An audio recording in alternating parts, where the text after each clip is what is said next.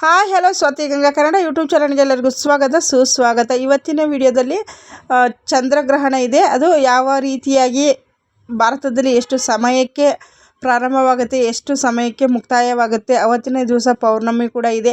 ನಾವು ದೇವರ ಮನೆಯನ್ನೆಲ್ಲ ಯಾವ ರೀತಿಯಾಗಿ ಕ್ಲೀನ್ ಮಾಡ್ಕೊಳ್ಬೇಕು, ಏನು ಮಾಡಬೇಕು ಅನ್ನೋವಂಥದ್ದು ಕಂಪ್ಲೀಟ್ ಆಗಿರುವಂಥ ಮಾಹಿತಿನ ಈ ವಿಡಿಯೋದಲ್ಲಿ ಕೊಡ್ತೀನಿ. ಗರ್ಭಿಣಿ ಸ್ತ್ರೀಯರು ಏನೆಲ್ಲ ಒಂದು ಪಾಲನೆಯನ್ನು ಮಾಡಬೇಕನ್ನೋದನ್ನು ಕೂಡ ಈ ವಿಡಿಯೋದಲ್ಲಿ ನಾನು ನಿಮಗೆ ತಿಳಿಸ್ಕೊಡ್ತೀನಿ. ವಿಡಿಯೋ ಇಷ್ಟ ಆಗಿದ್ದರೆ ಲೈಕ್, ಶೇರ್, ಕಮೆಂಟ್, ಸಬ್ಸ್ಕ್ರೈಬ್ ಮಾಡಿಕೊಂಡು ಸ್ವಾತಿ ಗಂಗಾ ಕನ್ನಡ ಯೂಟ್ಯೂಬ್ ಚಾನಲ್ಗೆ ಎಲ್ಲರೂ ಸಪೋರ್ಟ್ ಮಾಡಿ ಅಂತ ಕೇಳ್ಕೊಳ್ತೀನಿ.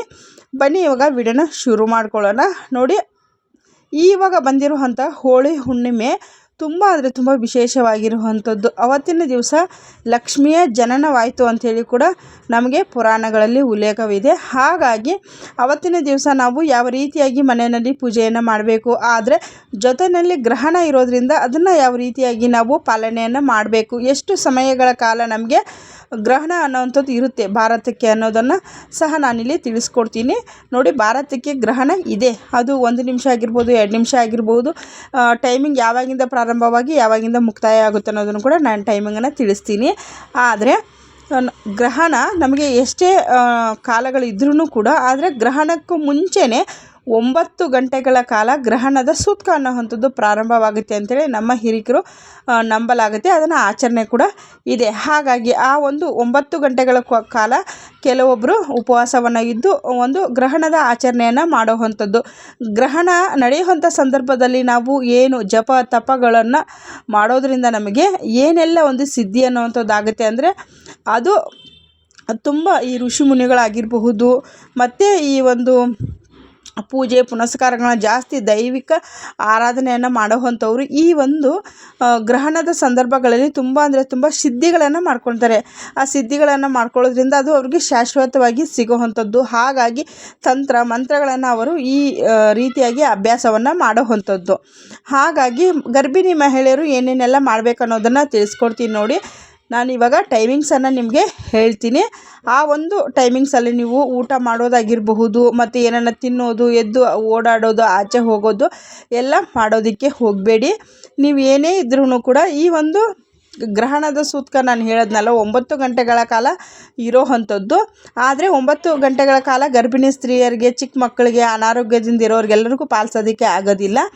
ಹಾಗಾಗಿ ನೀವು ಒಂದು ಗ್ರಹಣ ಸ್ಟಾರ್ಟ್ ಆಗೋದಕ್ಕೆ ಮುಂಚೆನೇ ಊಟ ತಿಂಡಿ ಎಲ್ಲ ನೀವು ಮುಗಿಸ್ಕೊಂಡು ಬಿಡಬೇಕು. ಊಟ ತಿಂಡಿಯಲ್ಲೆಲ್ಲ ಮುಗಿಸ್ಬಿಟ್ಟು ನೀವು ಆಚೆ ಹೋಗೋದಾಗಿರ್ಬೋದು, ಏನನ್ನು ಕೆಲಸವನ್ನು ಮಾಡಬಾರ್ದು. ನಿಮ್ಮ ಮನಸ್ಸಿನಲ್ಲಿ ನಿಮಗೆ ಯಾವುದಾನ ಶ್ಲೋಕಗಳು ಬರುತ್ತಾ, ಆ ಒಂದು ಶ್ಲೋಕಗಳನ್ನು ಹೇಳ್ಕೊಳ್ಳೋದಾಗಿರಬಹುದು, ಒಂದು ಮಂತ್ರಗಳನ್ನು ಕೇಳಿಸ್ಕೊಳ್ಳೋದಾಗಿರಬಹುದು. ಆ ರೀತಿಯಾಗಿ ಮಾಡಿ ಎದ್ದು ಓಡಾಡೋದು, ಏನನ್ನ ಹೆಚ್ಚೋದು, ಮತ್ತು ಕೆಲಸಗಳನ್ನು ಮಾಡೋದು ಅಂಥದ್ದೆಲ್ಲ. ಮತ್ತು ತುಂಬ ಜನ ಕೂತಲ್ಲೇ ಕೈದು ಲಟ್ಟಿಗೆಗಳನ್ನು ತೆಗಿತಾರೆ. ಖಂಡಿತವಾಗ್ಲೂ ಆ ತಪ್ಪನ್ನಂತೂ ಮಾಡೋದಕ್ಕೆ ಹೋಗಬೇಡಿ. ಒಳಗಡೆ ಒಂದು ಜೀವ ಇರುತ್ತೆ, ಅದಕ್ಕೆ ತುಂಬ ಅಂದರೆ ತುಂಬ ಸೂಕ್ಷ್ಮವಾಗಿರುವಂಥದ್ದು. ಗ್ರಹಣದ ಸಂದರ್ಭದಲ್ಲಿ ನೀವೇನಾನ ಲಟ್ಟಿಗೆ ಮುರಿಯುವಂಥದ್ದಾಗಿರ್ಬೋದು, ಈ ಕಟ್ ಮಾಡುವಂಥ ಪದಾರ್ಥಗಳನ್ನು ಮಾಡಿದಾಗ ಆ ಥರದ ಗ್ರಹಣದ ಪ್ರಭಾವ ಅನ್ನೋವಂಥದ್ದು ತುಂಬ ಇರುತ್ತೆ. ಹಾಗಾಗಿ ಹೇಳ್ತಾ ಇದ್ದೀನಿ, ನೀವು ಊಟ ತಿಂಡಿ ಎಲ್ಲ ಮುಗಿಸ್ಬಿಟ್ಟು ಶ್ಲೋಕ ನಿಮ್ಮ ಬಾಯಿಂದ ಹೇಳಕ್ಕೆ ಬಂದರೆ ಹೇಳಿ, ಇಲ್ಲ ಅಂದರೆ ನೀವು ಟಿ ವಿನಲ್ಲೋ ಇಲ್ಲ ಮೊಬೈಲಲ್ಲೋ ಹಾಕ್ಕೊಂಡು ಅದು ಧ್ವನಿ ನಿಮಗೆ ಕೇಳಿಸ್ತಾ ಇರಬೇಕು.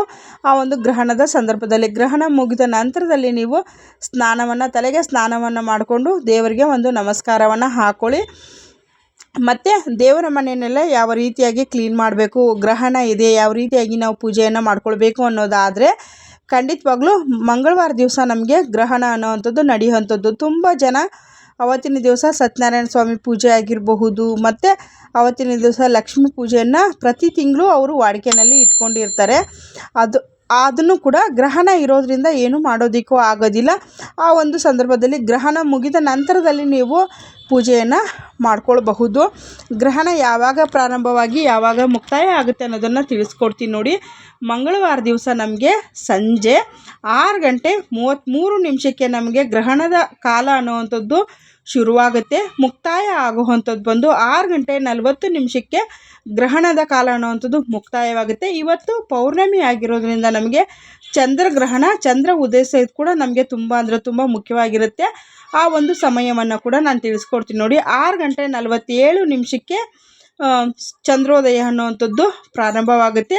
ಮುಕ್ತಾಯ ಆಗುವಂಥದ್ದು ಬಂದು, ಇವಾಗ ನೀವು ಅರ್ಘ್ಯವನ್ನು ಕೊಡುವಂಥದ್ದು ಬಂದು 6:57 ಒಳಗಾಗಿ ನೀವು ಚಂದ್ರನಿಗೆ ಅರ್ಘ್ಯವನ್ನು ಕೊಡಬಹುದು.